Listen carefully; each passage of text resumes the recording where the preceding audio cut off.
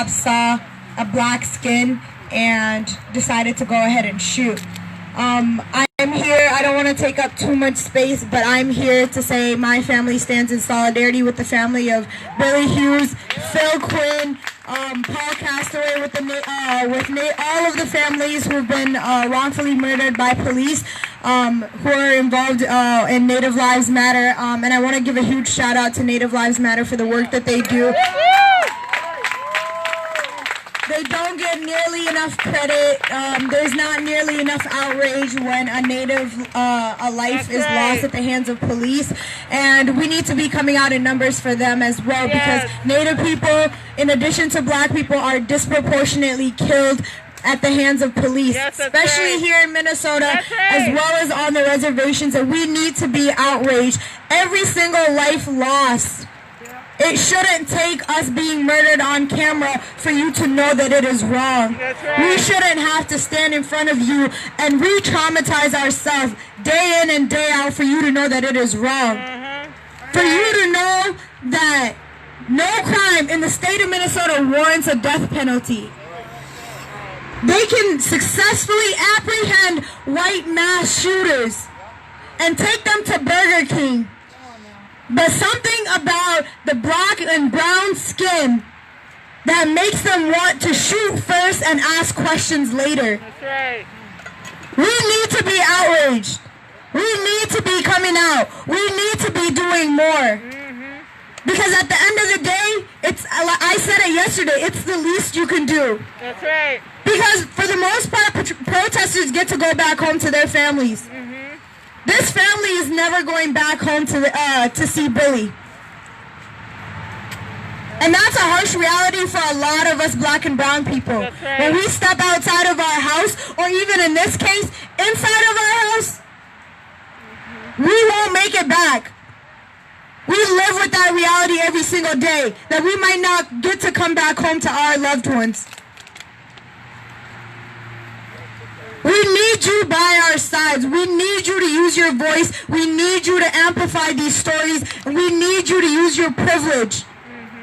Protect black and brown people. Put your bodies on the line. Use your voices. Use whatever platform you have. And like they said, they do so much more, and they do not get enough credit. They help out at the encampments. They're telling you what they need in terms of support. They are telling you what support looks like. They are telling you what support looks like for them. It's not enough to just come out and scream for a little bit, because at the end of the day, they don't get to go back home and see Billy. They don't get to go back home and see Phil. They don't get to go back home and see Paul. And the harsh reality of it is, you're seeing a family member, you're seeing families who've had multiple people murdered by police, because that shows you that literally indigenous people do not make up majority of the population. That's right. And it's a reality for them that a lot of them are family members. A lot of them are within the same tribe. It wasn't enough that they lost one family member to police, but 3, 4, 5 in the same family, in the same tribe. This is genocide still. That's right. This is genocide against black, brown, indigenous, and people of color, Asian lives as well. White people, what are you doing?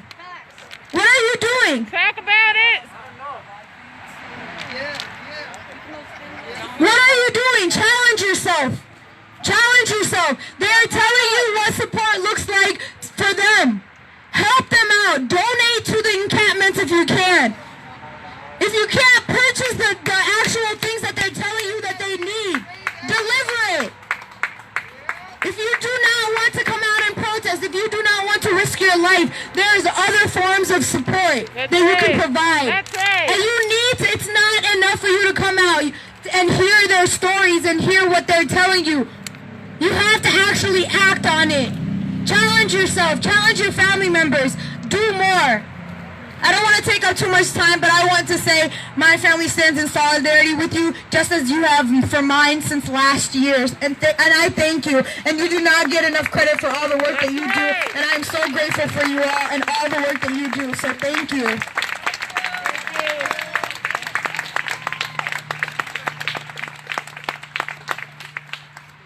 just real quick before another Justice Family Talks, we have our Native Lives Matter and Fuck 12 wristbands. They're $5 a piece. All proceeds go to Native Lives Matter and the Native Lives Matter Youth Alliance. Take that now. Come see me if you want one. Thank you all for being out here to stand with Billy Hughes' family, and thank you all for always standing with all of our families. My son's father, who was killed by St. Paul, Justin Teagan, it is personal for me with the St. Paul police, well, all of these police that's killing people, period. And I try not to cuss, but fuck these people. That's right. Fuck these people. Fuck 'em. Because you know what? In the most disrespectful way. Like Amity say, they left her with no choice but to fight for justice for her son. And I feel like that's how I feel. I feel like I would rather die before I stop fighting for my son's father and the rest of these lives. I would not be satisfied if Justin got justice today. I would not be satisfied with that. I will be satisfied, and God will be satisfied when every last life that they have taken from us on these streets get the justice. Every last one of these mothers, every last one of these sisters, every last one of our children get the justice that we deserve. God will not be satisfied. I have no intent. I understand that my life is on the line every single day that I walk out here. The most hurtful conversation that I've ever had to have in my life is with my 14-year-old son, helping him understand the work that mama's doing. And he understands. And I asked my son, what do you want me to do? Do you want mom to do this? And my son told me, Mom, go fight for me and my dad. That's right. And I'm going to do just that. But I'm not just going to fight for him and his dad. I'm going to fight for Billy Hughes. I'm going to fight for Isaac Aiden. I'm going to fight for Phil Quinn. I'm going to fight for Chicken Wayne. I'm going to fight for Marcus Golden. I'm going to fight for Cordell Handy. I'm going to fight for Ardell Sherrill. I'm going to fight for Kobe Eisler.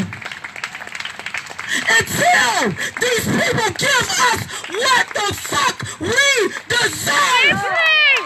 That's right. I have no intent. They sat outside my house. They followed me. They did all these things to intimidate me, and the fear was real. Even to this day, when I see the St. Paul police, I still feel that same fear. But I'm fighting past the fear. I'm fighting past the fear. I'm fighting through the fear. Because we have lives out here. We have children that depend on us to fight past the fear. And when I stand before God one day, he will say, well done, my faithful servant. That's right. Well done. This is not about us as human beings. It's not about us.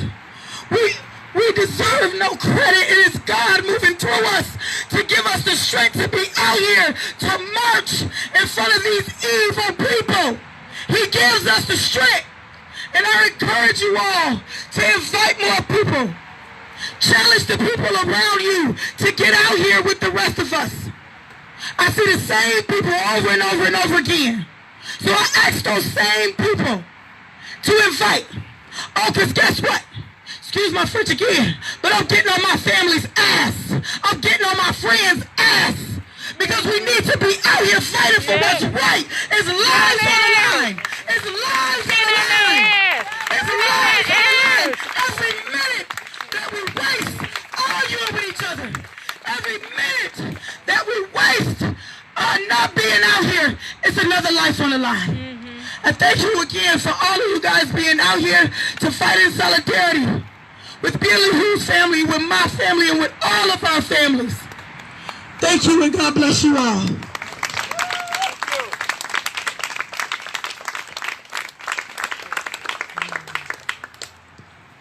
Hi everybody, it's me again. It'll be hard to follow up after that. I just want to tell you a little bit about Kobe. We know what happened to him. We know he didn't get justice today.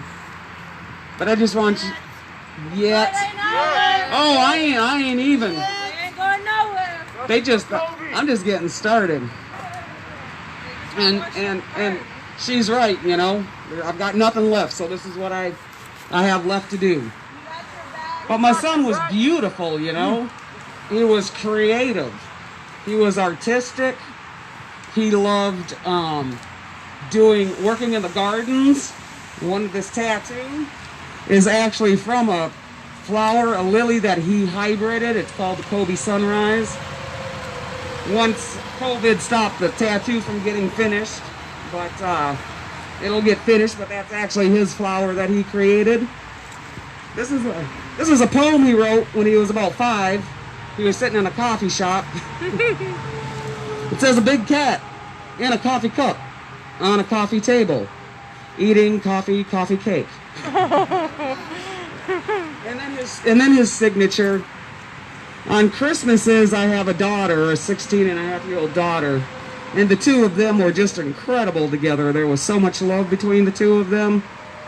And I remember every Christmas, not only did he hand make her presents, like he would take her favorite anime character. Y'all know anime, right? Kids and anime. Yeah. And he actually made a life-size doll of her favorite anime that he sewed by hand. And it even had like headphones that detached, a little speaker, I mean just everything. He made her a Minecraft storage box once year, but then on top of it, it was even better. He would put those presents, like sometimes it might be a small present and it would be inside 30 or 40 boxes. Or he would put, 50 layers of wrapping paper around it. Or one year he actually wrapped it in duct tape. But so every year we got, we look forward to what thing he was going to do that was just so sweet and endearing. And that we all knew would make us laugh. He took care of his grandma, who was immobile. He went to school to be a chef. Was 2 classes away from finishing that. And regardless of what, we all know what they do to the victims in the news. Yep. They try to make the victim look like the bad guy. And I'm sure that's what they'll do, but I don't really know what they're going to find because my son really never did anything wrong, The only thing he ever did wrong was to hurt himself. Never hurt a fly otherwise.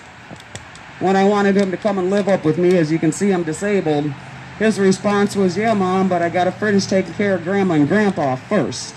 Like he was a caregiver. And for the police to come to a call that was reversed and claim that they're there to help my son in some sort of way when all they did was murder him, I don't see it. So, just like everybody else, I stand in solidarity and will fight for justice for Billy Hughes. I'm going to fight for justice for everybody. I'm going to fight for justice, and we're not going to stop. That's right. And it's as simple as that. I mean, and if you were in my position, I think you'd have the same feeling. There's just nothing else that's going to... Obviously, it doesn't fill the gap with my son being gone, but it somehow makes you feel just a little bit better by doing what we're doing. And the fact that you all come out repeatedly and support us is immeasurable because not one single one of us can do this and make any change by ourselves. And right now, with what's happening after George Floyd got murdered, this is our time. Like in our life, I'm 47. This is the first time in my lifetime I feel like we might be able to make the change, so we need to continue on. And for all those people watching who tell us to go get jobs and enough is enough, fuck you. All right. Have this happen to your family, then see what you're going to be doing about it. You ain't going to be sitting at home going about everything normal. And we got jobs, you dumbasses. All right. You think we sit out here all day long? I mean, I'm not talking to you guys, but you know all those people. Go get a job. That's the stupidest, most frustrating thing I've ever heard. Fuck capitalism. Fuck capitalism, too. Fuck capitalism. Fuck capitalism. And most definitely today, fuck Mike Freeman. Fuck you, Mike Freeman, you stupid fucking piece of shit! That's right! It will be your worst nightmare for the rest of your life! You fucker! Right. My son deserves justice. If you don't give it to him, I'll get it. That's right. By any means necessary.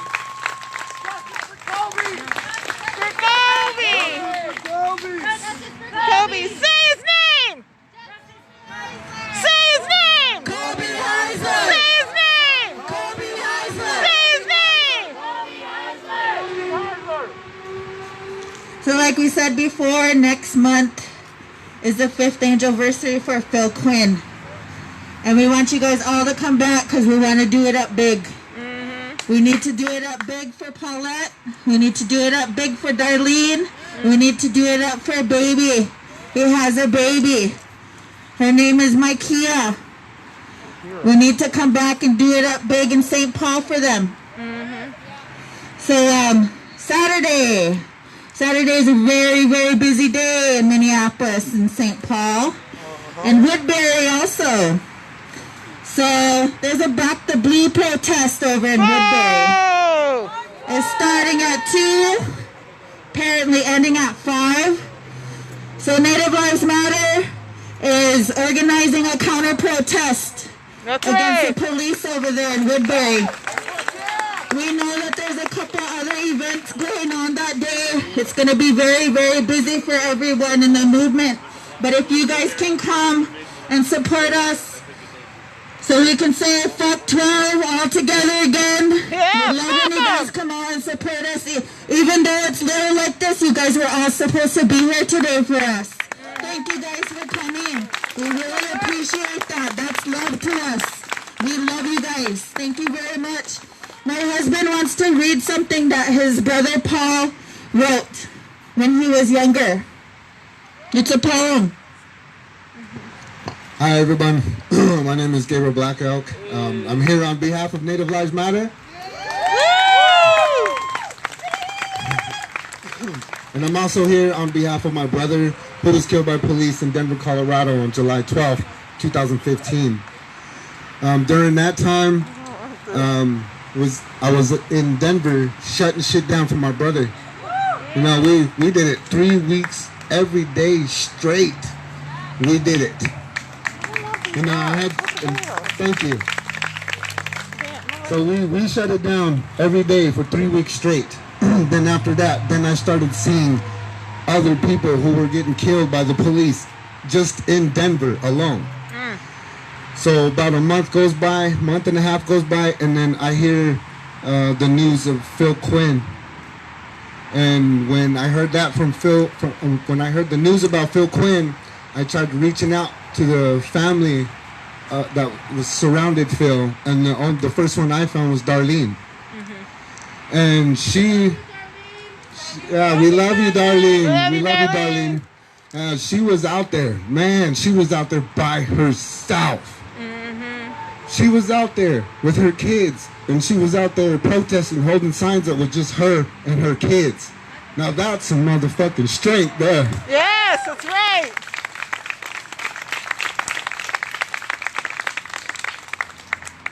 So a couple months go by, you know, it's beginning of 2016, and I got to travel.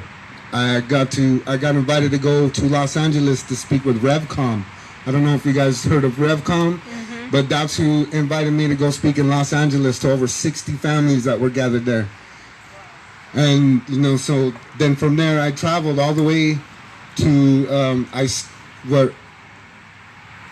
we stopped in Seattle, went back to Denver. I went up to South Dakota where I met my wife, where she was doing action for Sarah Lee Circle Bear. And then that's how me and her got started. Hey. So when I was out there, so I traveled, like I said, I went to New York. And when I was in New York, I was in New York for a week. And I was protesting with the family of Eric Garner. And we were shutting shit down at the UN. And we even walked across the street, catty corner from there. And man, we held it down, shutting shit down at the Trump Towers. Fuck Trump. Fuck Trump. Fuck Trump. So when I was in New York protesting with Eric Garner's family, I got a call from Darlene. And she told me, she said, hey, they just released the video for Phil Quinn. And I went, oh man. And then she said, can you guys come and can you guys come help us protest?